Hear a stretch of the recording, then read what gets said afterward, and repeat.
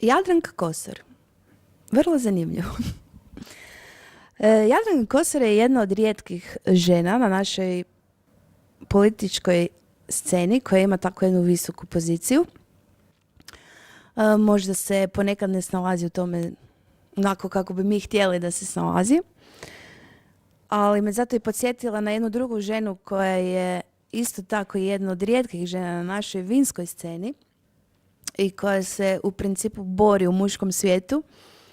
A recimo da poput Plavca ima potencijal, ali da možda kao godina je recimo negdje 2008. Znači trebala bi ipak još malo pričekati u boci i ne potrošiti se. Treba malo sazrijet. Pa onda za Kosoricu Mare od Marije Mrgudić.